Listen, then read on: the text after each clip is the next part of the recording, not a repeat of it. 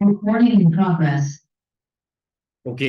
Hello students. तो ये हमारा पूरा पार्ट 3 आज कंप्लीट हो जाएगा। ठीक है, हो सकता है कि अकाउंटिंग रेशियोज के कुछ टॉपिक्स रह जाए, बाकी पूरी बुक कंप्लीट हो जाएगी 5:30 बजे तक। ठीक है, और इसे अकाउंटेंसी मैराथन का नाम दे दिया है। ठीक है, अब स्टार्ट करते हैं।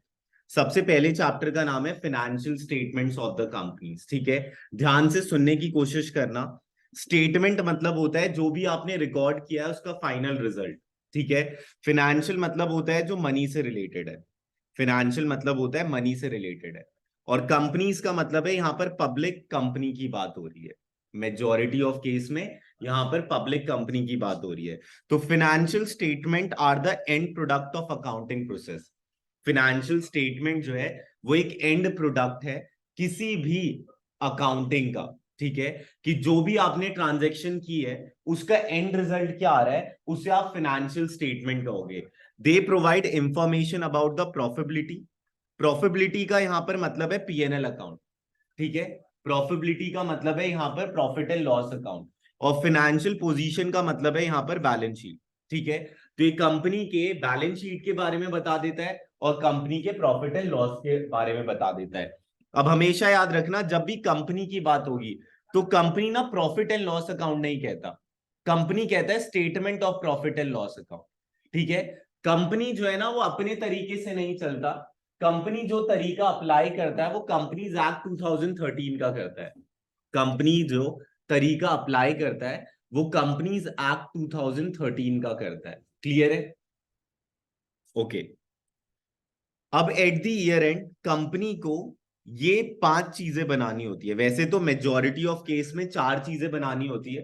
ठीक है, लेकिन 5 चीजें भी बनानी पड़ सकती है, क्योंकि इसमें अगर देखो तो क्या लिखा है, इफ एप्लीकेबल। ठीक है, अगर बोला गया है तब बनाया जाएगा, अगर नहीं बोला गया तो नहीं बनाया जाएगा। ठीक है, तो company at the year and 4 चीजें तो बनाती है जो कंपल्शन है। बैलेंस शीट जिसे हम पोजीशन स्टेटमेंट कहते हैं, स्टेटमेंट ऑफ पीएनएल जिसे हम इनकम स्टेटमेंट कहते हैं, cash flow statement that is inflow and outflow of cash, a statement of changes in equity.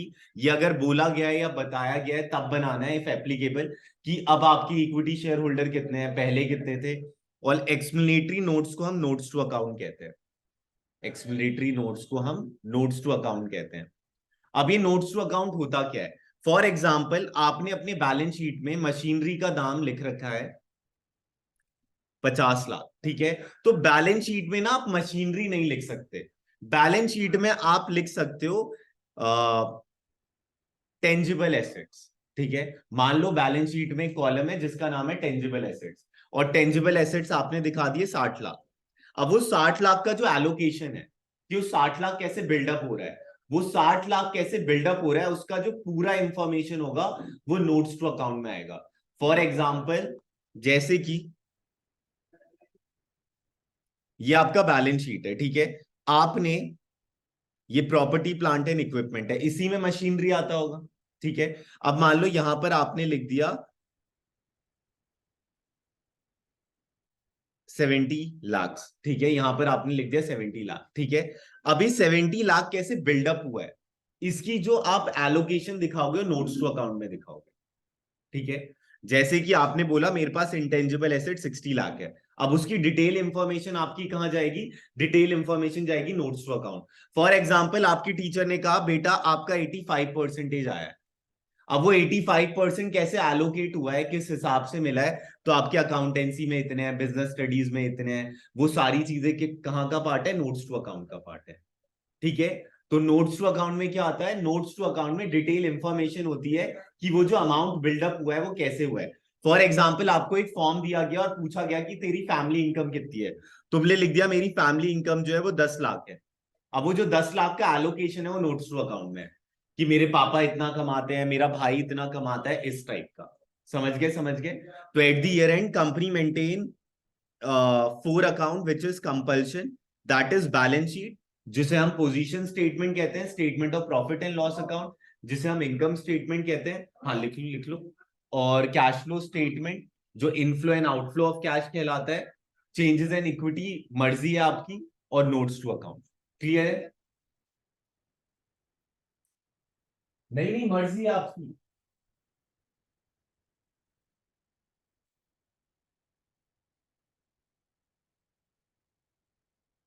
Kriti, Ayushree, Shreya, clear है? हाँ सर। हाँ सर। हाँ सर। हाँ, मतलब इस टाइप का एक एग्जाम्पल दिया है मैंने, ठीक है? समझ गए, समझ गए। ओके, बस ये लाइन ऐड कर लेना कि 1 पर्सन कंपनी, स्मॉल कंपनी और dormant company are exempted from preparing cash flow statement.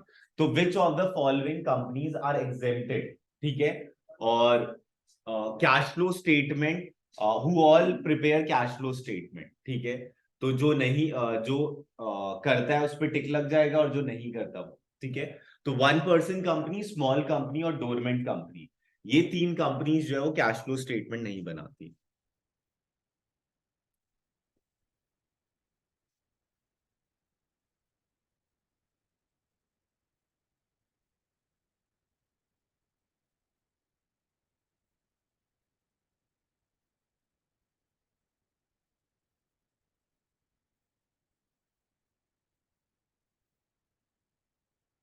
हाँ, ये नहीं बनाती, बाकी पब्लिक कंपनी, प्राइवेट कंपनी बनाती। स्टार्ट करते हैं नेक्स्ट।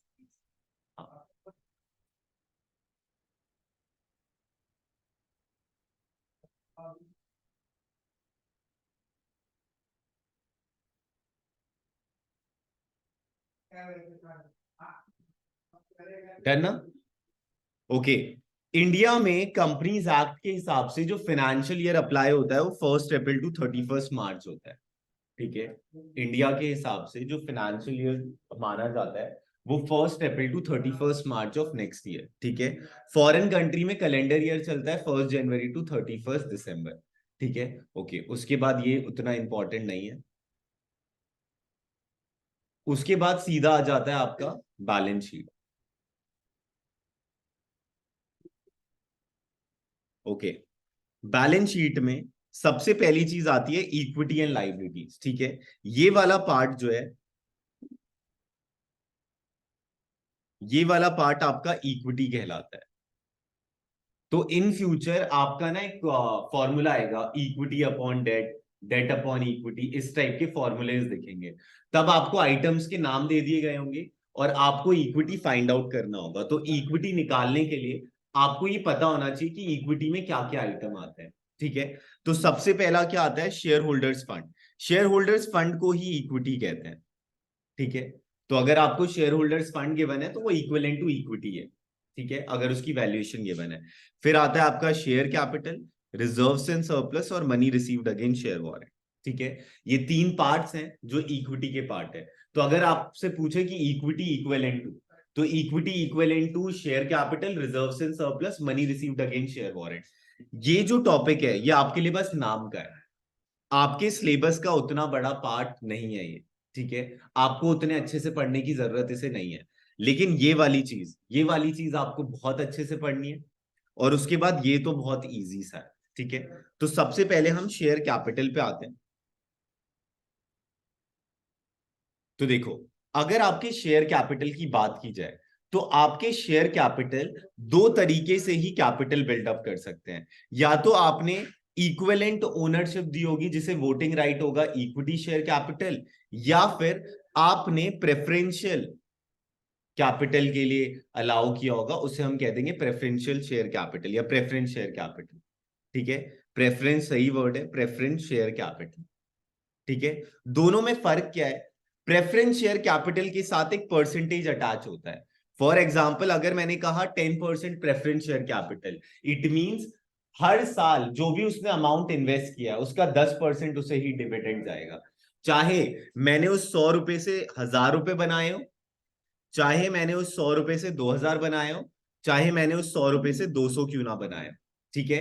उसे बस अपने 100 रुपए का 10% ही मिलेगा। और इक्विटी में क्या है? जिस हिसाब से कमाऊंगा उस हिसाब से मिलेगा, ठीक है? इक्विटी में क्या है? जिस हिसाब से कमाऊंगा उस हिसाब से मिलेगा। क्लियर है श्रिया, आयुश्री, कृति? हाँ सर। हाँ सर। हाँ। हाँ। हाँ सर। ओके, चलो। नेक्स्ट पे आते हैं, ठीक है, ध्यान से सुनते जाना। नेक्स्ट देखो, शेयर कैपिटल तो एक मेजर हेड था, ठीक है। अब मान लो कि मैंने शेयर कैपिटल लिख दिया है 1 CR, ठीक है। अब ये जो 1 CR लिखा है, ये कैसे बिल्डअप हुआ है, ये कहां दिखाया जाएगा? नोट्स टू अकाउंट, ठीक है ना। क्योंकि बैलेंस शीट में तो हेड के बस जो अमाउंट टोटल आ रहा है वही लिखा जा सकता है। तो आपको ना शेयर कैपिटल का नोट्स टू अकाउंट लर्न होना चाहिए। तो सबसे पहले जो शेयर कैपिटल के नोट्स टू अकाउंट में आता है, वो आता है आपका ऑथराइज्ड कैपिटल। ऑथराइज्ड कैपिटल का मतलब होता है मैक्सिमम कितना कैपिटल कोई भी कंपनी रेज कर सकती है मार्केट से।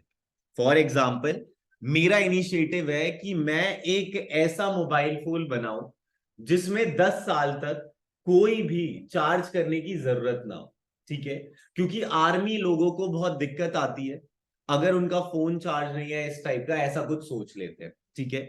मैंने बोला कि भाई इस इनिशिएटिव के लिए मुझे 60 लाख रुपीस चाहिए, ठीक है। मैं गया मिनिस्ट्री ऑफ कॉर्पोरेट अफेयर्स के पास। मिनिस्ट्री ऑफ कॉर्पोरेट अफेयर्स ने लिखकर भेजा, भाई इनिशिएटिव बहुत अच्छा है, हम आपको अलाउ कर रहे हैं कि आप 60 लाख रुपीस आपको सेंक्शन है, ठीक है, कि आप 60 लाख से ज्यादा रेज नहीं कर सकते, 60 लाख इक्विवेलेंट तक तो आप रेज कर सकते हो, ठीक है। तो 60 लाख क्या हो गया? इसका मैक्सिमम कैपिटल जो वो पब्लिक से रेज कर सकता है, ठीक है। तो ऑथराइज कैपिटल का मतलब क्या होता है? मैक्सिमम कैपिटल जो हम पब्लिक अपने इंडिया के लोगों से रेज कर सकते हैं, ठीक है।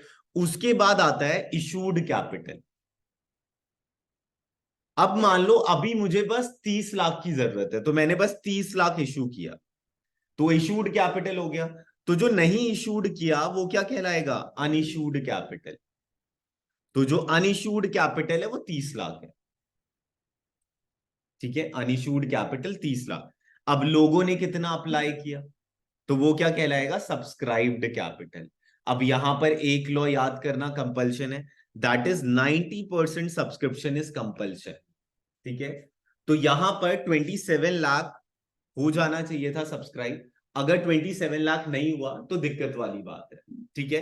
तो अगर 27 लाख नहीं होता तो विद इन 15 डेज आपको वो पैसा वापस करना होता। अगर आपने 15 दिन के अंदर पैसा वापस नहीं किया तो आपको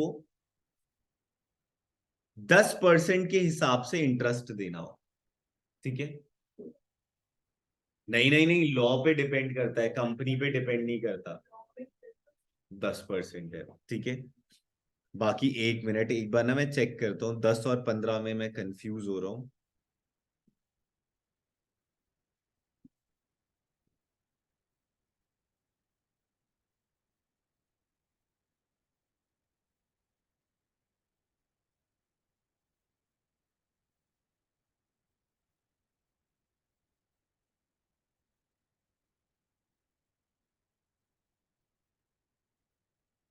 तो ऑथराइज शेयर कैपिटल जो मैक्सिमम शेयर कैपिटल है कोई भी कंपनी रेज कर सकती है पब्लिक से, ठीक है।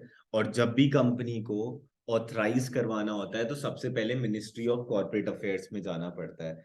Without ministry of corporate affairs से जाए बिना आप पैसा रेज नहीं कर सकते, ठीक है। Authorise share capital, issued capital, unissued capital, subscribe capital.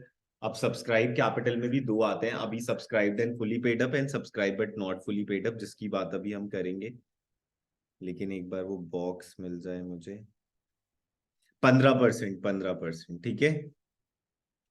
लिखा है ना लास्ट वाली line, if a delay occurs beyond 8 days from the date of the closure of subscription list, the company shall liable to pay the amount with interest rate of 15%, ठीक है। और यहाँ per annum नहीं है, ठीक है। Per annum नहीं है, इसका मतलब क्या है? जो भी अमाउंट उसने डाला है उसका 15% उसे मिलेगा। मतलब 15 दिन के बाद 8 दिन का अगर और डिले हो जाता है तो, ठीक है।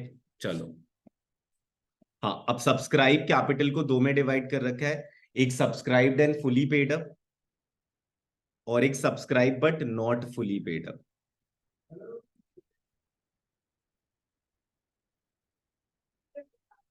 For example, fully paid up, ठीक है। अगर मान लो आपका 10 रुपए का शेयर है, कंपनी ने कॉल भी 10 रुपए का कर दिया है, और सामने वाले ने 10 के 10 रुपए दे दिए है, तब वो subscribed and fully paid up कहलाएगा। ठीक है, कॉल्ड अप मतलब होता है, अब मान लो 10 रुपए का शेयर है, उसका एलोकेशन जो है वो ऐसे है, 5 इंस्टॉलमेंट्स है, दो, दो, दो, दो, दो। ठीक है, कंपनी ने इसका भी नोटिस कर लिया, कंपनी ने इसका नोटिस भेज दिया, इसका नोटिस भेज दिया, इसका नोटिस भेज दिया है, और इसका भी भेज दिया है। तो कंपनी ने सारे पैसों को कॉल्ड अप कर दिया है। ठीक है, सबके नोटिस चले गए, तो ये क्या कहलाएगा, फुली कॉल्ड अप। ठीक है, अब सामने वाले ने उतना पैसा दिया है या नहीं दिया। ठीक है, अगर सामने वाले ने दे दिया है तो वो क्या कहलाया जाएगा, फुली पेड अप वाला कैपिटल। ठीक है, अगर कुछ लोगों ने नहीं दिया तो subscribe but not fully paid up. अब नॉट फुली पेड अप में एक और कैटेगरी आ जाती है, अगर मान लो कंपनी को ये भी पैसा मिल गया, ये भी पैसा मिल गया, कंपनी ने अभी तक यहीं तक कॉल किया है। ठीक है, तो ये क्या है, subscribe but not fully paid up, क्योंकि कंपनी ने अभी तक कॉल्ड अप 6 किया है, और लोगों ने भी अगर 6 पेड अप भी कर दिया है, तब भी वो subscribe but not fully paid up में आएगा। Moral of the story, subscribed and fully paid up में तभी आएगा व्हेन ये दो टर्म्स एंड कंडीशन को फुलफिल कर रहा हो, कंपनी ने पूरा कॉल्ड अप कर दिया हो और सामने वाले ने पूरा पेड अप कर दिया हो। ठीक है, अगर कंपनी ने पूरा कॉल्ड अप नहीं किया है तो वो bought but not fully paid up में ही आएगा। ठीक है, समझ गए, समझ गए, कोई दिक्कत इसमें। हाँ, मतलब मान लो कि 10,000 शेयर होल्डर्स थे, कंपनी ने सबसे मंगवा दिया, 10 के 10 इंस्टॉलमेंट का कर दिया, 9,500 लोगों ने ही दिया है। ठीक है, तो 9,500 तो फुली पेड अप में कैटेगराइज हो जाएंगे, और जो 500 है but not fully paid up में कैटेगराइज होंगे। ठीक है, ओके, अब ये लिख लेना, कॉल्स इन अरियर्स, अगर कंपनी ने कॉल्ड कर दिया और सामने वाले ने नहीं दिया तो कॉल्स इन अरियर्स में कैटेगराइज होता है। तो कॉल्स इन अरियर्स जो है वो माइनस होता है। ठीक है, किससे, subscribe but not fully paid up से। ठीक है, कॉल्स इन एडवांस को हम नहीं दिखाते नोट्स टू अकाउंट में, calls in advance notes to account में नहीं आता। ठीक है, और फोर फीचर शेयर जो है वो ऐड होता है, फोर फीचर अमाउंट जो है वो ऐड होता है नोट्स टू अकाउंट में। ठीक है, अभी फर्स्ट चैप्टर में क्या क्या पता होना चाहिए उस हिसाब से बता दो। और प्रीमियम रिजर्व जो है वो भी नहीं आता नोट्स टू अकाउंट में, सिक्योरिटी प्रीमियम।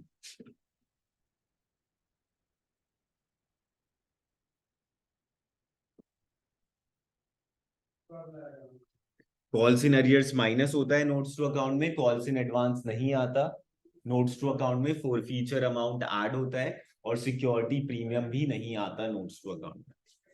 क्लियर है।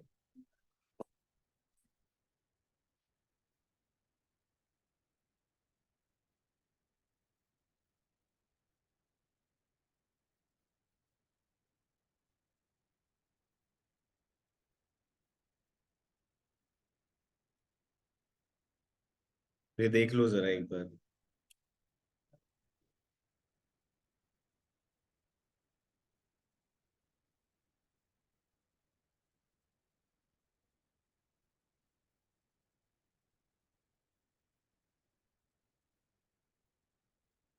डन, ठीक है, देख लिया। हाँ, बोलो बोलो। तब भी कंसीडर नहीं करना। ठीक है, वो अदर करेंट लाइबिलिटीज का पार्ट है। ठीक है, देख लिया। ऑथराइज कैपिटल, अभी आपको इसे प्रैक्टिकल डोमेन में नहीं देखना, आपको बस ये देखना है कि क्या क्या चीजें कंसीडर की जाती है। ठीक है, subscribe capital, subscribed and fully paid up, subscribe but not fully paid up, calls calls in arrears minus होता है, और शेयर फोरफीटेड ऐड होता है। ठीक है, जहां पर लेस नहीं लिखा है इसका मतलब है ऐड हो रहा है। ओके, कृति, आयुश्री, श्रिया, क्लियर है। हाँ सर। सर।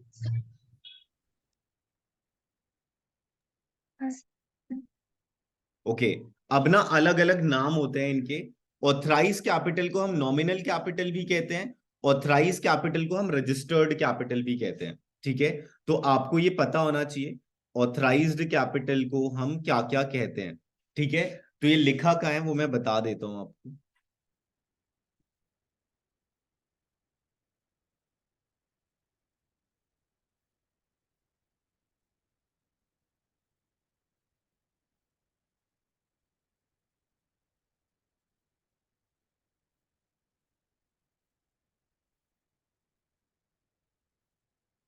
ठीक है, अच्छे से देखते जाना, ठीक है। और जिन्होंने कर रखा है उनके लिए तो और अच्छी बात है, ठीक है।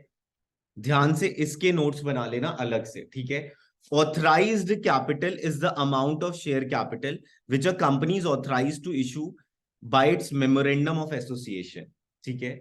तो issued by its memorandum of association मतलब कंपनी एक ऑब्जेक्टिव बताकर ले जाएगा ना कि भाई ये जो मैं पैसा रेज कर रहा हूं इसका रीजन ये है रेज करने का, इतना पैसा मैं इसलिए बता रहा हूं क्योंकि मुझे ये चीजों की रिक्वायरमेंट होगी, आपका जो पैसा लगेगा वो इस डोमेन में पैसा खर्च होगा।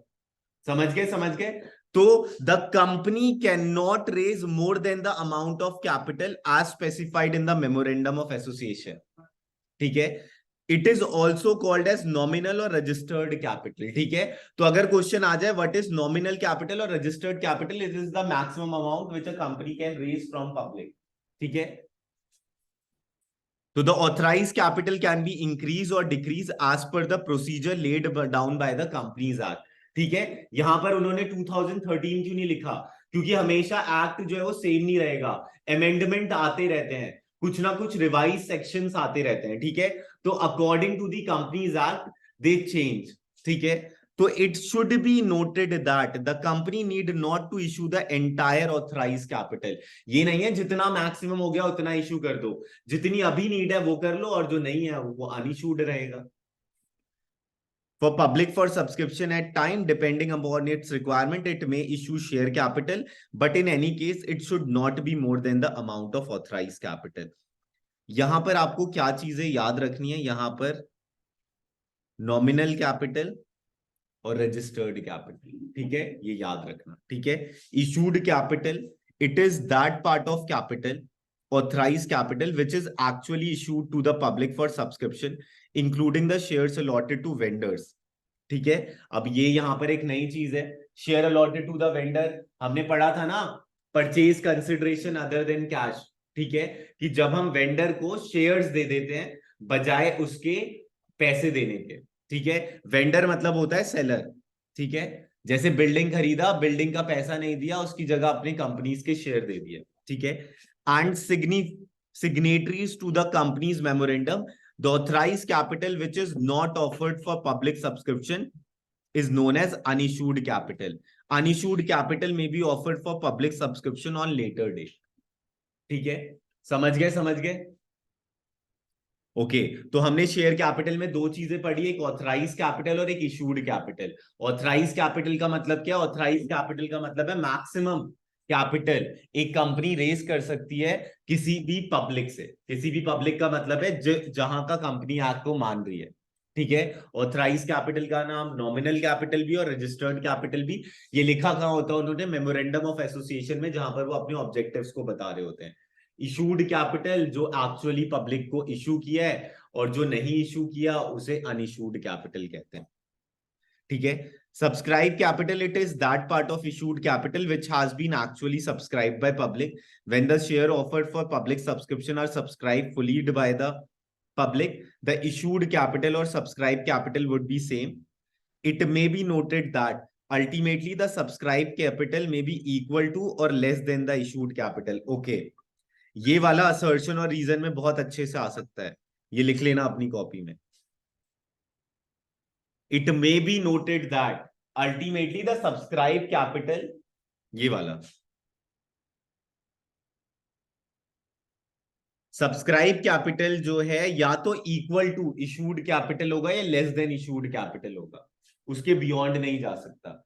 अगर मैंने 9,000 इशू किए हैं तो या तो इक्वल टू 9,000 का सब्सक्रिप्शन आ जाएगा या फिर उससे नीचे का आएगा, ठीक है। ओवर सब्सक्रिप्शन को हम कंसीडर नहीं करते जब भी हम नोट्स टू अकाउंट बनाते हैं, क्योंकि वो रिजेक्ट ही होता है पैसा।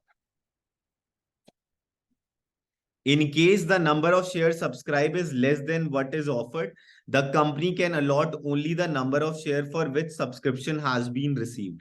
In case it is higher than what is offered, the allotment will be equal to the offer. In other words, the fact of oversubscription is not reflected in the books. ठीक है, ये assertion और reason में मैंने बहुत बार देखा है। Subscribe capital जो है या तो इक्वल टू हो सकता है या फिर लेस देन इशूड कैपिटल होगा, ठीक है, ठीक है। हाँ, आयुश्री, कृति, श्रिया समझ आ रहा है? हाँ सर। हाँ सर। हाँ सर। अच्छे से देखना, प्री बोर्ड आने वाले हैं, ठीक है, ढंग से। चलो अब नेक्स्ट पे आते हैं, ठीक है। अगर तुम्हारे टर्म्स अच्छे होंगे तो तुम जब क्वेश्चंस पढ़ोगे तुम्हें उतनी डिफिकल्टीज नहीं आएंगी, बहुत इज्जत से हो जाएगा, ठीक है। चलो अब नेक्स्ट पे आते हैं। हो गया ना उतना? मानसी हो गया? चलो, अब कॉल्ड अप कैपिटल बताने से पहले, जैसे कि मान लो एक 10 रुपए का शेयर है, एप्लीकेशन मनी 2 रुपए की है, रिसीव हो गई, ये भी है, ठीक है। ये भी कंपनी ने नोटिस भेज दिया, तो कंपनी ने कॉल्ड अप कितना किया? 4 रुपए, ठीक है। अभी मान लो कंपनी को यहीं तक मिला है, तो ये पेड अप कैपिटल कितना है? 2, ठीक है। पेड अप कैपिटल जितना सामने वाला दे चुका है, कैपिटल में कितना कंट्रीब्यूट वो कर चुका है, वो पेड अप कैपिटल है, ठीक है। और कॉल्ड अप कैपिटल कितना कंपनी नोटिस भेज चुकी है, ठीक है। अब मान लो कंपनी ने इसका भी नोटिस भेज दिया, तो अब कॉल्ड अप कैपिटल कितना है? 6, ठीक है। पेड अप कैपिटल अभी तक ये वाला पैसा रिसीव नहीं हुआ, तो पेड अप कैपिटल कितना है? 4, ठीक है। तो पेड अप कैपिटल कितना कंट्रीब्यूट कर चुका है वो कैपिटल के अंदर, और कॉल्ड अप कैपिटल का मतलब है कितना कंपनी मंगवा चुकी है पब्लिक से। मंगवाना इन द सेंस नोटिस भेज दिया, अब सामने वाले ने दिया है नहीं दिया वो अलग बात है। Okay, it is that part of subscribed capital which has been called up on the shares. What the company has asked the shareholder to pay. The company may decide to call the entire amount or part of the face value of the shares. For example, if the face value also called nominal value, लिख लेना, यहां बच्चों को confusion होती है। Face value को nominal value भी कहते हैं। अगर 10 रुपए का शेयर है तो 10 रुपए उसकी फेस वैल्यू है और 10 रुपए उसकी नॉमिनल वैल्यू है, ठीक है। प्रीमियम को एक्सक्लूड कर, ठीक है। हमेशा फेस वैल्यू की बात होगी तो असली जो पैसा है, जो असली कैपिटल का पैसा है वो माना जाएगा। तो if the face value also called as nominal value of share allotted is 10 रुपया, मतलब अगर आप 10 रुपए पूरा कंट्रीब्यूट कर देते हो तब आपको वो शेयर पूरा अलॉट हो जाता है, ठीक है। कंपनी ने अभी तक 7 रुपए ही मंगवाए हैं। In that scenario, the called up capital is 7 per share. The remaining 3 may be collected from its shareholder as and when needed. समझ गए? समझ गए? यहां पर क्या क्या ध्यान रखना था? नॉमिनल और फेस वैल्यू, कॉल्ड अप का मतलब होता है जितना कंपनी ने कॉल्ड अप कर दिया है, जितना कंपनी ने सामने वाले से बोल दिया है कि अब आप इतना दे सकते हो, ठीक है, ठीक है। क्लियर है? आयुश्री, कृति, वो श्रिया क्लियर है? हाँ सर। हाँ सर। कृति आपको क्लियर है? चलो अब आते हैं पेड अप कैपिटल पे। पेड अप कैपिटल का मतलब है एक्चुअली में सामने वाले ने कितना दे दिया। मान लो कंपनी ने 6 रुपए मंगवा लिए, लेकिन अभी तक लोगों ने बस 5 रुपए दिए हैं, तो पेड अप कैपिटल कितना है? 5 रुपया। कॉल्ड अप कैपिटल कितना है? 6 रुपए, ठीक है। तो क्वेश्चन एमसीक्यू में बिल्डअप हो सकते हैं, तो आपको यहाँ पर क्लियर एंड कट रहना है, ठीक है। और जो सीए फाउंडेशन कर रहे हैं उनको भी क्लियर एंड कट रहना है, ठीक है। तो paid up capital, it is that portion of called up capital which has been actually received from the shareholder. When the shareholder have paid all the called amount, the called up capital is the same to the paid up capital. अब ये assertion and reason बन सकता है। अब मान लो company ने 6 रुपए मंगवाए हैं, सामने वाले ने भी 6 रुपए दे दिए, तो पेड अप कैपिटल और कॉल्ड अप कैपिटल सेम है, ठीक है। एक बार और पढ़ते हैं। When the shareholder have paid all the capital amount, all the called amount, the called up capital is same as to the paid up capital. If any of the shareholder has not paid the amount on call, such an amount may be called as calls in arrears, ठीक है। Company ने 6 रुपए मंगवा लिए, सामने वाले ने 5 दिए हैं, तो 1 रुपया जो उसने नहीं दिया वो कॉल्स इन अरियर्स कहलाए, ठीक है। तो if any of the share holder has not paid the amount on calls, such amount may be called as calls in arrears. Therefore paid up capital is equal to called up capital minus calls in arrears, ठीक है। तो ये formula लिख सकते हो, जैसे कि यहां पर 6 रुपए कॉल्ड अप था, सामने वाले ने 5 रुपए ही दिए, तो 1 रुपया क्या हो गया? कॉल्स इन अरियर्स, ठीक है। तो called up capital minus paid up capital equivalent to calls in arrears, ठीक है। लिख सकते हो फॉर्मूले के डोमेन में। जितनी बार पढ़ेंगे कुछ ना कुछ नया अराइज होता जाएगा, ठीक है। पहली बार पढ़ा था इतने डिटेल में नहीं पढ़ा था, ठीक है। सेकंड बार पढ़ा थोड़ा और डिटेल, क्योंकि पहली बार में थोड़ा सा आ गया था ग्लिम्सेस। अब एक ही साथ तो मैं सारी चीजें डाल दूंगा तो दिक्कत वाली बात है। हाँ ठीक है, तो अगर फॉर्मूला आता है तो कर सकते हो। और कभी कभी ना एमसीक्यू में शफलिंग कर कर दे देते हैं, प्लस कर कर और उसके बाद इक्वल टू दिस, ठीक है। समझ गए समझ गए। चलो नेक्स्ट पे आते हैं। Uncalled capital, that portion of subscribe capital which has not yet been called up as stated earlier the company may collect this amount any time when it needs further fund। मान लो 10 रुपए का share है, company ने अभी 6 मंगवाए हैं, तो अनकोल्ड capital कितना है? 4 रुपए, ठीक है। मान लो कंपनी का शेयर है 10 रुपए, अभी तक कंपनी ने 4 मंगवाया, तो अनकोल्ड कैपिटल कितना है? 6 रुपए, ठीक है। तो अनकोल्ड कैपिटल जो कंपनी ने अभी तक नहीं मंगवाया, ठीक है। ये रिजर्व कैपिटल अभी तुम्हें जरूरत नहीं है, ठीक है। अब एक न्यूमेरिकल एग्जांपल से कर लेते हैं। कंपनी को ऑथराइज हुआ 10 लाख, ठीक है। कंपनी ने इशू किया 3 लाख, अनइशूड कैपिटल है 7 लाख, ठीक है। लोगों ने जो सब्सक्राइब किया वो 3 लाख के लिए किया। कंपनी के 2,50,000 लोगों ने पैसे पूरे दे दिए और 50,000 ने पूरे नहीं दिए। समझ गए समझ गए। Okay. Kriti, Shreya and Ayushree clear है? हाँ सर। हाँ सर।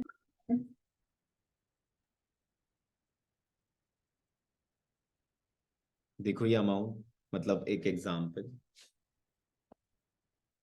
ऑथराइज्ड हुआ था ये, ठीक है, 40 लाख, ठीक है। कंपनी ने इशू किया 20 लाख, मतलब 20 लाख अनइशूड कैपिटल है, ठीक है। दिमाग के अंदर आते रहना चाहिए, ठीक है। अब मान लो कि कंपनी ने अभी तक कॉल्ड अप पूरा नहीं किया ना, हाँ देख लेते हैं। The company finalized the allotment of 2 lakh share and rejected the applicant of 50,000 shares। मतलब 2,50,000 लोगों ने अप्लाई कर दिया था, लेकिन मैंने बोला ओवर सब्सक्रिप्शन को कंसीडर नहीं करते, तो company did not make the final call, अभी तक फाइनल कॉल नहीं किया। फाइनल कॉल नहीं किया तो इसका मतलब क्या है? 2 रुपए, 3 रुपए, 5 रुपए हुए, 5 और 3 कितने होते हैं? 8। मतलब 2 रुपए अभी तक कंपनी ने नहीं मंगवाया, ठीक है। The company received all the amount except 2,000 shares, तो 2,000 जनों ने पूरा पैसा नहीं दिया, ठीक है। कॉल मनी नहीं दी, कॉल मनी कितने की थी? 3 रुपए की थी, ठीक है। तो उसने 6,000 रुपए नहीं दिए, ठीक है। तो हमें ये तो पता है कि subscribe but not fully paid up में आएगा, क्योंकि कंपनी ने अभी तक 10 का 10 कॉल्ड अप नहीं किया, इसलिए हम इसे फुली पेड अप में कंसीडर नहीं कर सकते, क्योंकि कंपनी ने अभी 8 ही कॉल्ड अप किए हैं, ठीक है। और कॉल इन एरियर 6,000 क्यों आया? क्योंकि 2,000 शेयर होल्डर ने 3 रुपया नहीं दिया, ठीक है। और लेस क्यों किया है? क्योंकि कॉल्स इन एरियर्स लेस होते हैं। फॉर एग्जाम्पल कंपनी को 16 लाख रुपीज रिसीव होने थे, उसमें से 6,000 रिसीव नहीं हो रहे, तो कंपनी को इन टोटल जो रिसीव हुआ है वो 15,94,000 हुआ है, और वो शेयर कैपिटल में शो हो जाएगा। क्लियर है? ये प्रैक्टिकल डोमेन आपके पार्ट 2 का पार्ट है, ठीक है। आपको बस ये कंसीडर करना है कि ये जो थ्योरेटिकल एस्पेक्ट है वो आपको क्लियर है या नहीं क्लियर है, ठीक है।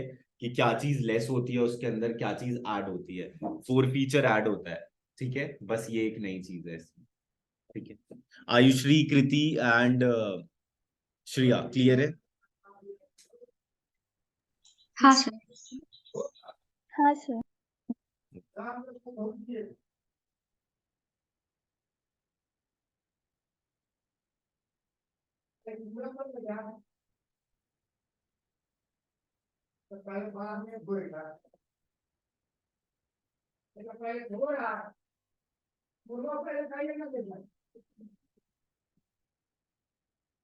ओके अब ध्यान से सुनना, the important steps in the procedure of share issue. सबसे पहले कंपनी क्या करता है? अच्छा छोड़ो, ये तो हम उस टाइम पे कर लेंगे जब हम मैराथन करेंगे उसका, पार्ट 2 का। चलो अब बच्चों ये तो क्लियर है ना।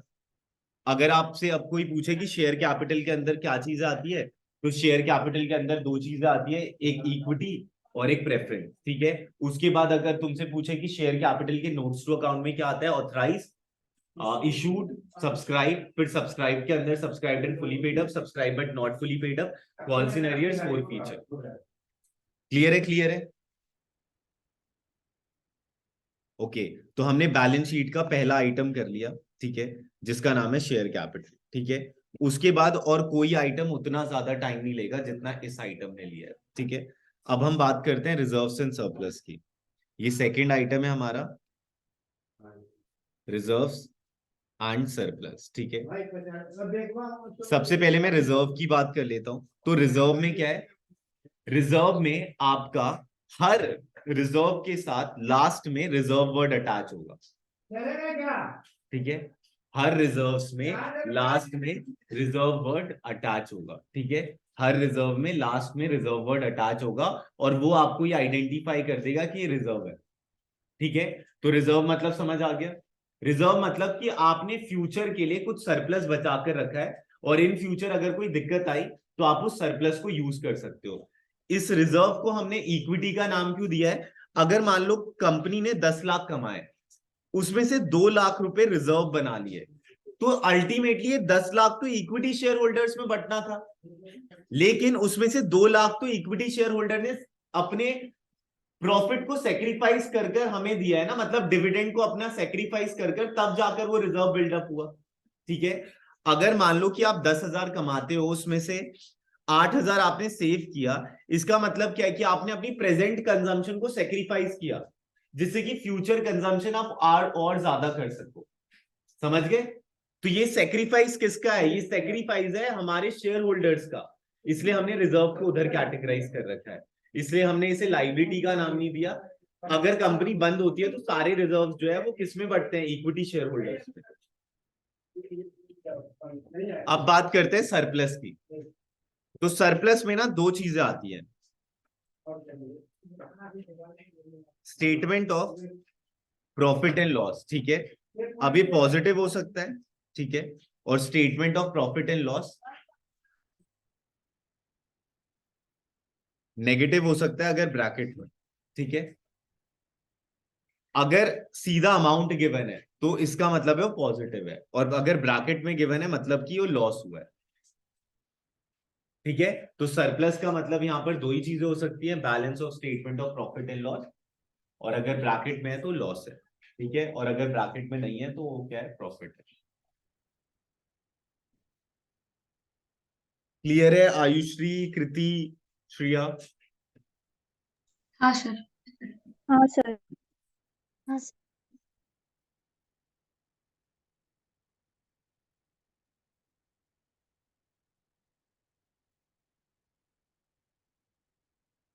डन, चलो नेक्स्ट पे आते हैं।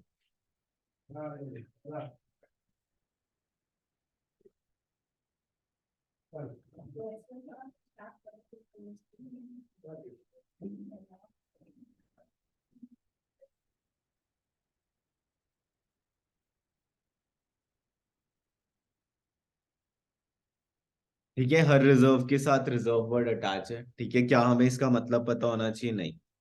सिक्योरिटी प्रीमियम भी एक रिजर्व होता है, याद रखना, रीवैल्यूएशन रिजर्व। ठीक है, हर चीज के साथ रिजर्व वर्ड अटैच है। अब नेक्स्ट आता है आपका money received against share warrant. ठीक है, a share warrant is a financial instrument issued by public company which gives the holder to right to acquire certain number of equity shares specified therein at later date. The amount received against share warrant is included in shareholders fund as they will be converted into equity share on specified date at a predetermined purpose. These are not shown as part of share capital but to be shown as a separate line item. Accounting treatment is not to be evaluated. तो money received against share warrant में बस आपको ये पता होना चाहिए कि भाई ये ना इक्विटी एंड लाइबिलिटीज में शेयर होल्डर्स फंड का पार्ट है, बस इसके अलावा और कुछ पता नहीं होना चाहिए। ठीक है, share application money pending allotment ये नहीं आएगा आपका। ठीक है, तो ये कट चुका है। ठीक है, समझ गए, समझ गए। तो अब हमने इक्विटी के सारे आइटम्स पढ़ लिए, share capital, reserves and surplus, money received against share warrant. ठीक है, money received against share warrant का मतलब क्या होता है कि आपको एक स्पेसिफाइड डेट पे पब्लिक को वो शेयर अलॉट कर देना होता है। ठीक है, और वो लिखा होता है उसके टर्म्स एंड कंडीशन में। अब इसको डिटेल में पढ़ने की जरूरत नहीं है, इसलिए मैं इसके डिटेल में नहीं जा रहा। ठीक है, तो अगर आपसे कोई पूछे इक्विटी क्या है, तो इक्विटी में share holders fund, share capital, reserves and surplus, money received against share warrant. ठीक है। तो equity equal to share holders fund, अब उसके अंदर तीन चीजें आती हैं, ठीक है, share capital, reserves and surplus, money received against share warrant. Clear है? अब आपके बैलेंस शीट का नेक्स्ट आइटम आता है जो कि है नॉन करेंट लाइबिलिटी। ठीक है, ये share application, money pending allotment आपके सिलेबस का पार्ट नहीं है। ठीक है, अब इसमें जो इस पूरे को कहते हैं नॉन करेंट लाइबिलिटी को, उसे हम कहते हैं डेट। ठीक है, मतलब जब हम नॉन करेंट लाइबिलिटीज के सारे आइटम्स को ऐड कर देते हैं तो डेट कहलाता है। ठीक है, इसमें ये वाला आइटम आ रहा है, ये वाला आइटम आपके पेपर का पार्ट नहीं है। ठीक है, और ये वाला भी नहीं है। ठीक है, long term provisions and long term borrowing.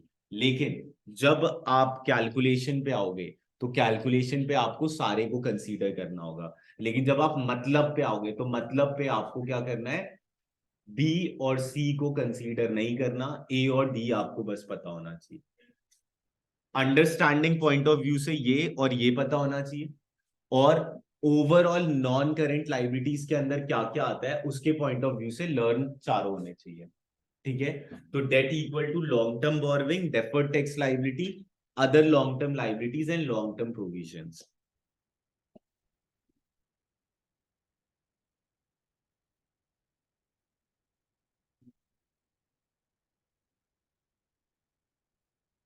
Okay, यही आइटम्स बस आपके लॉन्ग टर्म बोरोइंग का पार्ट होंगे आपकी क्लास के डोमेन में। ठीक है, एक बॉन्ड्स और debenture, long term loans from bank, other parties, public deposit. Simple सी बात है, वो उधार जो साल भर से ज्यादा का है, that is long term borrowing.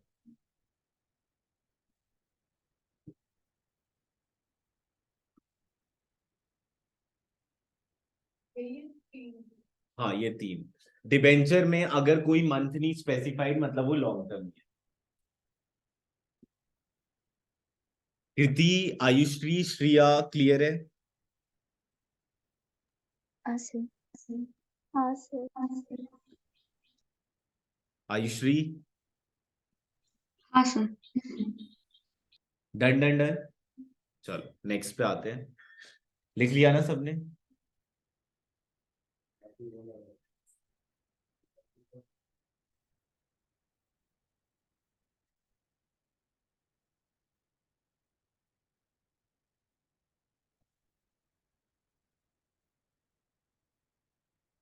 Done Abhishek, Mansi done.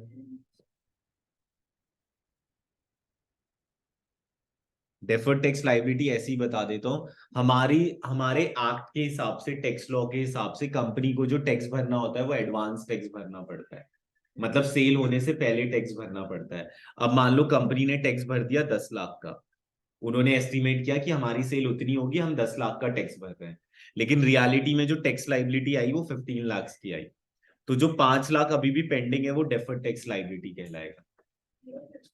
देखो, हमेशा ना हमारी जो कंपनी है, पब्लिक कंपनी, वो जो टैक्स फाइल करती है वो एडवांस टैक्स फाइल करती है, होने से पहले टैक्स फाइल कर देती है। अब मान लो कंपनी ने जो टैक्स फाइल की वो 10 लाख की, तो ये तो एडवांस में कंपनी ने 10 लाख पे कर दिया, लेकिन रियलिटी में जब टैक्स अथॉरिटी ने देखा तो उनकी जो लाइबिलिटी आ रही थी वो 15 लाख आ रही। ठीक है, मतलब उनकी सेल ज्यादा हो गई होगी इसलिए 15 लाख आ रही थी, तो जो 5 लाख अभी भी पेंडिंग है वो कहलाएगा डेफर्ड टैक्स लाइबिलिटी। ठीक है, समझ गए ना? इनकम टैक्स अलग होता है और कंपनी का टैक्स अलग होता है।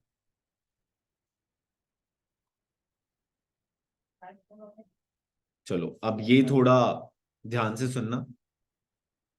Premium payable on redemption of debenture, if debenture are shown on long term borrowing, premium payable on redemption of preference share if preference share are redeemable after 12 months from the date of balance sheet। बस ये दो points लिख लो।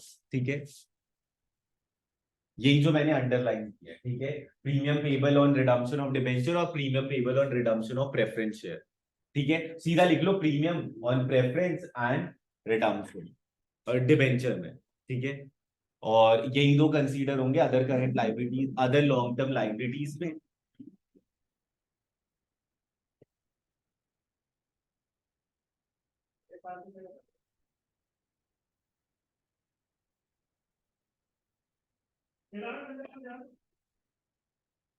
ठीक है, as per CBSE guidelines पढ़ लो। As per CBSE guideline, accounting treatment of deferred tax liability and other long-term liabilities is not required. However, their presentation in the balance sheet can be examined in board examination. ठीक है, मतलब अगर balance sheet का item consider होना चाहिए आप, clear है? Next पे है, देखो सबसे पहले आपको ये पता होना चाहिए कि प्रोविजन होता क्या है। ठीक है, तो इसके ना थोड़े वो बनाते जाना। हम जो इस पे अप्लाई करते हैं कॉन्सेप्ट, वो अप्लाई होता है प्रूडेंस कॉन्सेप्ट। प्रूडेंस कॉन्सेप्ट क्या कहता है? Do not anticipate profit,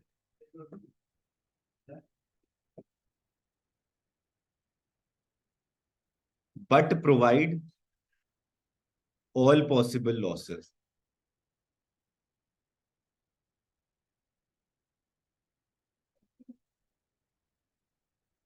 if a company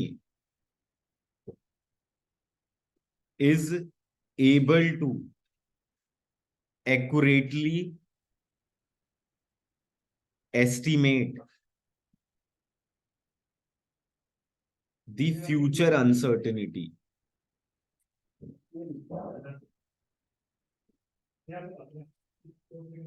or losses, then they can make provision। ठीक है,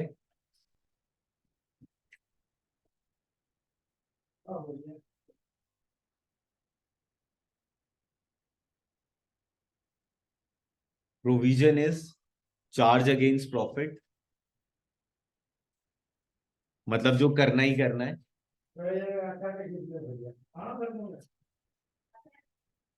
if provision is beyond 12 months, it is categorized as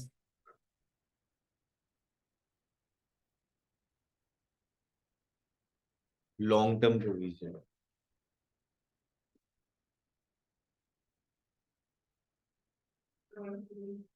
ठीक है, अगर आप किसी लॉस को एस्टिमेट कर पा रहे हो, ठीक है, तो आप उसका प्रोविजन बना सकते हो। ठीक है, जैसे डेप्रिसिएशन एक प्रोविजन ही है। आपको याद होगा 11th क्लास में आपने प्रोविजन फॉर डेप्रिसिएशन अकाउंट बनाया था। ठीक है, तो प्रोविजन हमेशा एक्यूरेसी के साथ बनता है। If you are able to accurately estimate the loss of the firm, then you have to make provision for it, and if the provision is beyond 12 months, then it is categorized under long term provision, and if the provision is less than 12 months, then it is called short term provision। Clear है कौन सा concept apply हो रहा है? Prudence concept. हाँ, long term provision जो 1 साल से ज्यादा हो।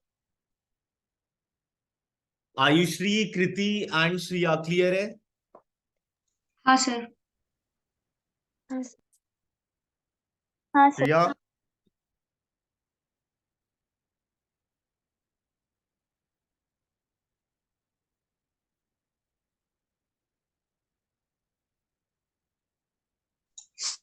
सर एक बार थर्ड पॉइंट बता दीजिए, दिखा दीजिए।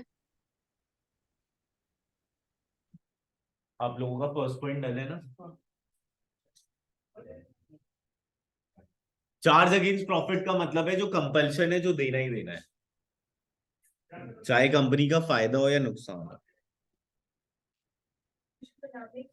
हाँ, मतलब कि अगर आपने एस्टिमेट कर लिया है तो कंपनीज एक्ट के हिसाब से आपको बनाना ही होगा, क्योंकि आप पब्लिक का पैसा लेकर घूम रहे हो ना।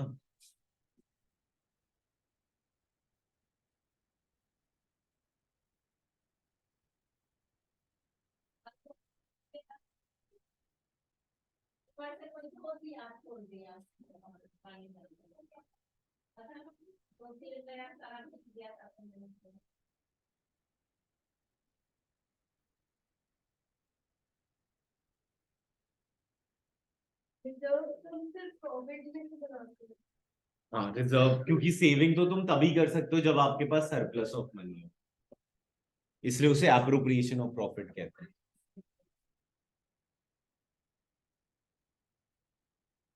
डन।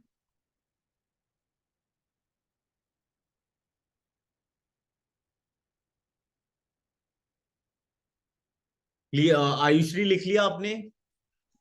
हाँ सर। कृति एंड श्रिया लिख लिया? हाँ सर। श्रिया, हाँ सर। चलो नेक्स्ट करें। तो देख लो, all provisions for which the related claims are expected to be settled beyond 12 months after the balance sheet are classified as long-term provision. Provision for employee benefits, such provision for gratuity, provision for earned leave, provision for warranty claims. ये सारे नाम लिख लो बस examples के तौर पे। वैसे हर provision के साथ प्रोविजन वर्ड अटैच होता है, ठीक है, लेकिन कभी कभी फील ना आए कि लॉन्ग टर्म है शॉर्ट टर्म है, इसलिए हाँ ये लॉन्ग टर्म प्रोविजन है।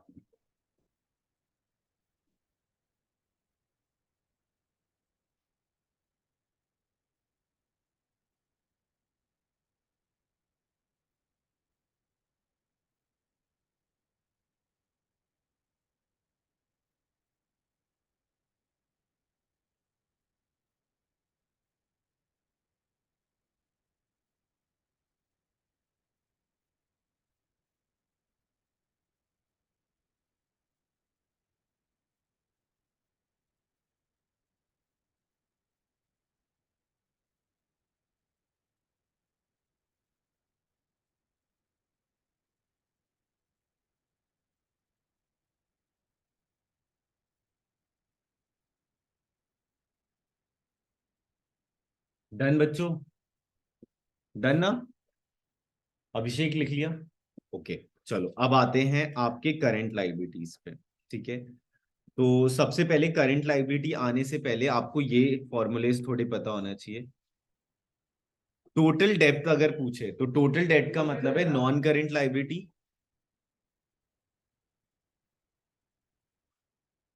प्लस करंट लाइबिलिटी, ठीक है, ये हो गया आपका टोटल डेट।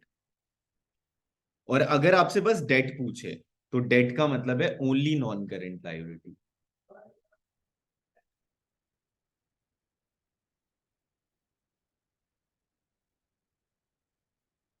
तो total debt non current liability plus current liability and debt equal to non current liability.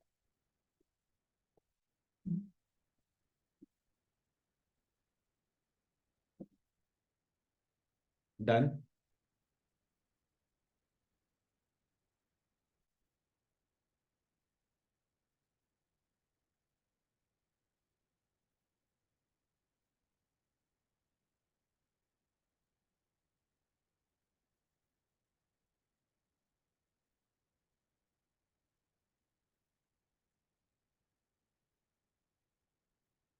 चलो अब आते हैं इस पे।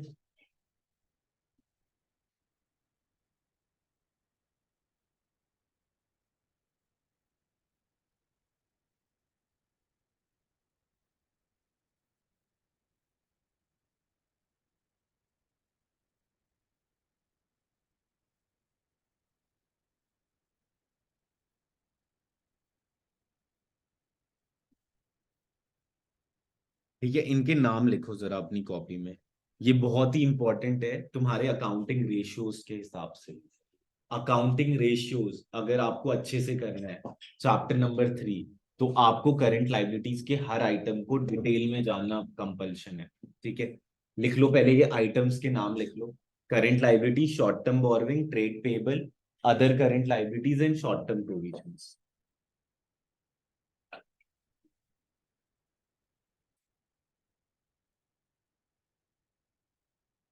डन।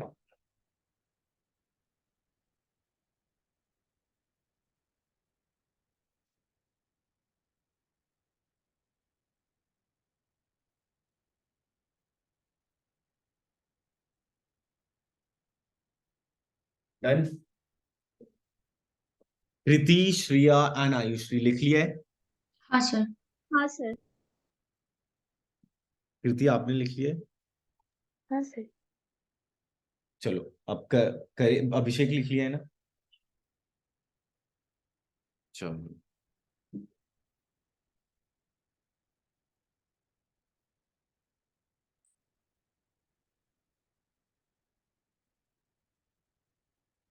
ओके, थोड़ा ध्यान से समझना, ठीक है, थोड़ा डिटेल में जा रहे हैं, ठीक है। A liability shall be classified as current liability when it satisfy any of the following criteria. Any of the following criteria मतलब कोई भी जो उन्होंने दे रखा है एक्ट ने, उस एक्ट में से एक भी अगर वो फुलफिल कर देता है तो वो क्या कहला जाएगा? करंट लाइबिलिटी, ठीक है। ऑपरेटिंग साइकिल सबसे पहले पता होना चाहिए। ऑपरेटिंग साइकिल का मतलब होता है प्रोडक्ट को बनने से लेकर उसे बिकने तक का कितना टाइम लगता है। फॉर एग्जाम्पल, एक थार कार को बनने से लेकर उसे बिकने तक का टाइम मान लेते हैं 3 साल लगता है, ठीक है, मान लेते हैं, ठीक है। मतलब अब वेटिंग ज्यादा जा रहा है ना उसका, बहुत ज्यादा, ठीक है। 3 इयर्स, ठीक है। 12 3 कितना होता है? 36। तो उसका जो ऑपरेटिंग साइकिल कितना हो गया? 36 मंथ। मैंने बोला है बनने से लेकर उसे बिकने तक का जो टाइम है, ठीक है। तो पहले ऑर्डर आएगा, फिर ऑर्डर होगा, उसके बाद फिर उधर जाएगा, फिर प्रोसीजर फुलफिल होगा, ठीक है। तो अगर 36 के अंदर अंदर, 36 मंथ्स के अंदर अंदर अगर कोई वो उधार लेते हैं तो वो क्या कहलाएगा? आपका करंट लायबिलिटी। और 36 मंथ्स के बियॉन्ड जाएगा तो वो क्या कहलाएगा? नॉन करंट लायबिलिटी, ठीक है।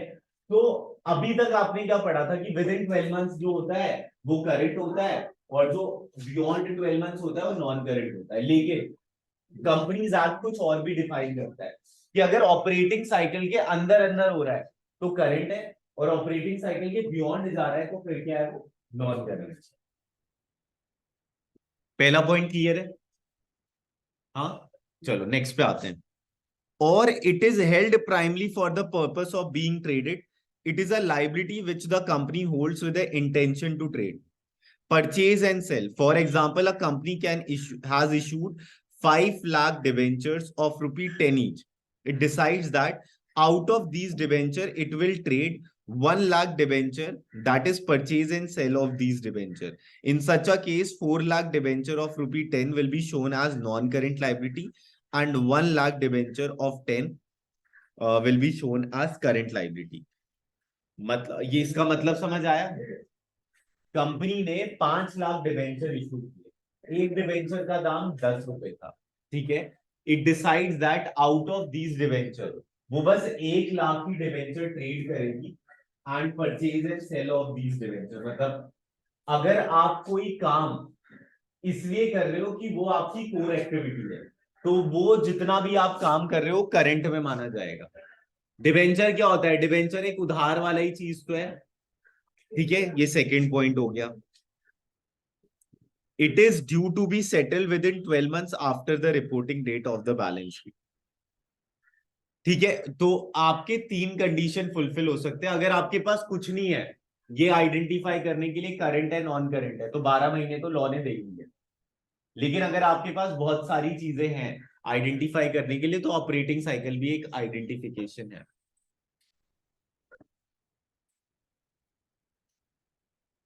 9 इसका ऑपरेटिंग साइकिल है, 10 तो ये करंट कहलाएगा क्योंकि मिनिमम 12 तो होते ही है, ठीक है। 10 और 12 तो ये भी करंट कहलाएगा। 10 और 14 ये नॉन करेंट कहलाएगा क्योंकि 12 महीने से बियॉन्ड हो गया। पेमेंट का पीरियड 12 महीने से बियॉन्ड हो गया क्योंकि ये 14 है ना, तो 12 महीने से एक्स्ट्रा हो गया तो ये नॉन करेंट कहलाएगा। ये क्या कहलाएगा? करेंट, क्योंकि ऑपरेटिंग साइकिल 15 था और एक्सपेक्टेड पेमेंट पीरियड 12 था। अभिषेक आ रहा है समझ? फिर ये 15 और ये 13 ये करेंट कहलाएगा, और ये 15 और 18 ये नॉन करेंट कहलाएगा।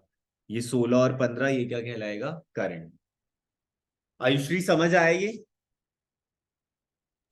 हाँ सर। Kriti and Shriya?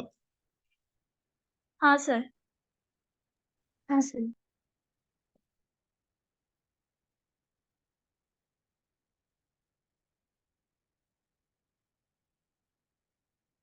तो शॉर्ट टर्म बोरोइंग क्या हो सकते हैं? Loans repayable on demand, bank overdraft और cash credit from bank, current maturity of long term debts. For example आपने 3 साल का उधार लिया था, पहले साल नॉन करेंट, दूसरे साल नॉन करेंट, तीसरे साल करेंट।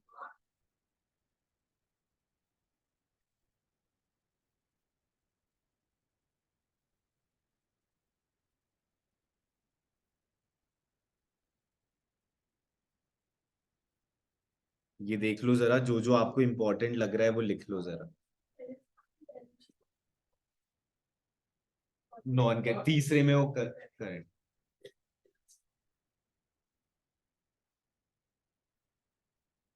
क्या हुआ?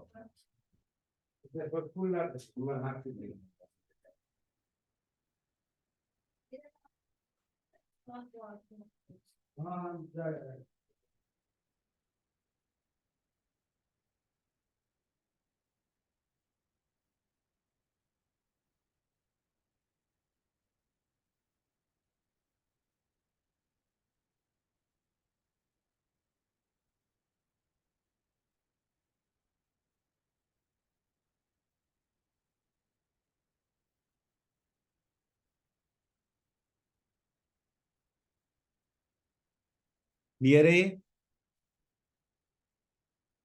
लिख लो जो जो लिख सकते हो जल्दी से।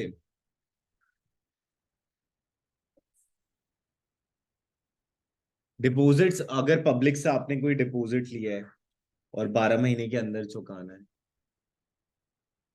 अगर पब्लिक डिपॉजिट है तो लॉन्ग टर्म है, लेकिन ओनली डिपॉजिट लिखा है तो शॉर्ट टर्म है। लिखा होगा वो तो स्पेसिफाइड होगा तुम्हें। क्लियर है? क्लियर है? लिख लिया ना सबने?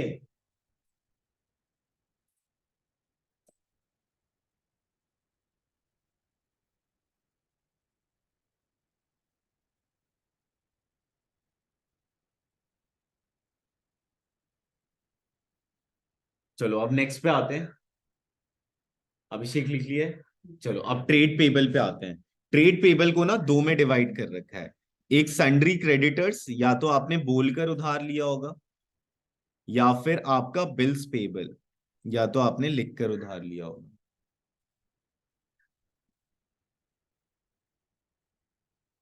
ठीक है, तो अब payable shall be classified as trade payable if it is in respect of amount due on account of goods purchased or services received in the normal course of business. It includes both sundry creditors and bills payable. ठीक है, अब आते हैं other current liability. Other current liability जो ऊपर वाली चीजों में कंसीडर नहीं होते, वो अदर करेंट लाइबिलिटी कहलाते हैं। ठीक है, मतलब जो शॉर्ट टर्म बोरविंग नहीं है या फिर वो ट्रेड पेबल नहीं है, तो वो ये सारे नाम लिख लो जरा। ये है नाम अदर करेंट लाइबिलिटीज के।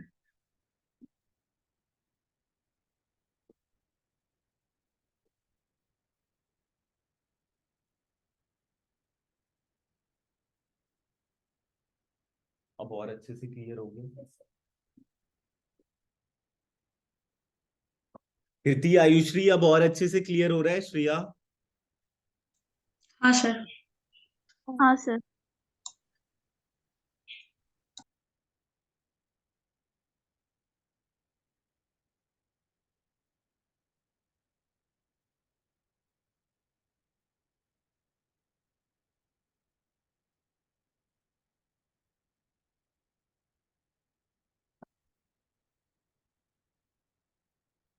डन।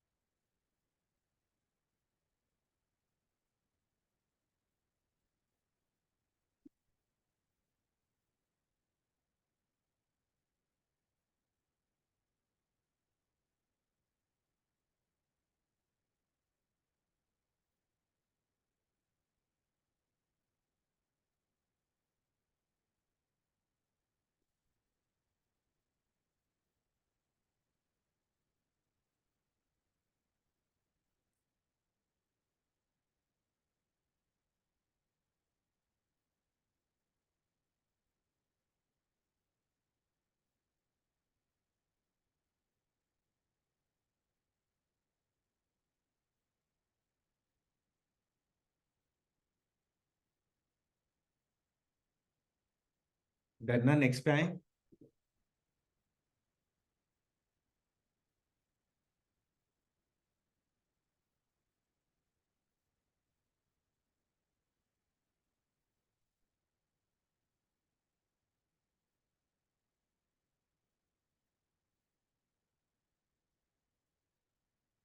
अब आते हैं आपकी नेक्स्ट पे, जिसका नाम है शॉर्ट टर्म प्रोविजन। ठीक है, तो शॉर्ट टर्म प्रोविजन वो होता है जो आप एस्टिमेट करते हो और वो विद इन 12 मंथ्स का होता है from the date of balance sheet.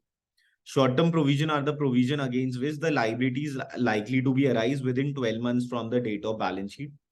Provision for doubtful debt. Trade receivable are shown at the full value under the अब सबको याद होगा, डेटर्स लिखते हैं, डेटर्स लेस प्रोविजन लिखते हैं ना, ये उसी की बात कर रहे हैं। तो लेस क्यों कर रहे हैं? क्योंकि वो लाइबिलिटी का पार्ट है, इसलिए लेस कर रहे हैं। ठीक है, तो शॉर्ट टर्म प्रोविजन होता है। Provision for employ benefit who will retire within 12 months from the date of balance sheet और other provision for taxation। तो ये सारे नाम लिख सकते हो। हाँ, इसके बाद 15 मिनट्स का ब्रेक है, फिर सीधा 12:30 क्लास स्टार्ट हो जाएगी। उसमें हम एसेट्स वाला कर लेंगे।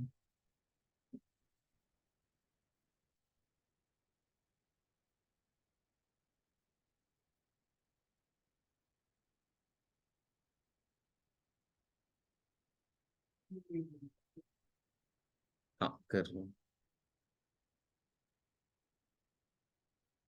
ये वाला नहीं? अच्छा, ये वाला।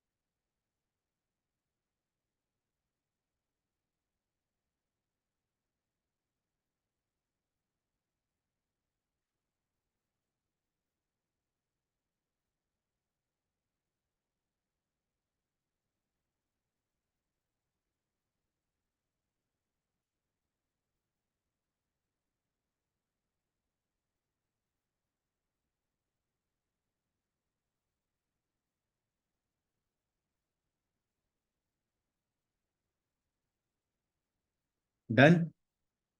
चलो, अब आप लोग बालकनी में बैठ जाओ। ठीक है बच्चों, मैं आपको नया लिंक भेजूंगा। ठीक है, अब हमने ये कंप्लीट कर लिया इक्विटी एंड लाइबिलिटीज। अब हम जो हम नेक्स्ट करेंगे वो एसेट्स वाला करेंगे। ठीक है, चलो ओके बाय। अब मैं 15 मिनट में भेजता हूँ। ठीक है, 12:30 एग्जैक्ट स्टार्ट कर देंगे, 12:35 तक। ठीक है, ओके। ठीक।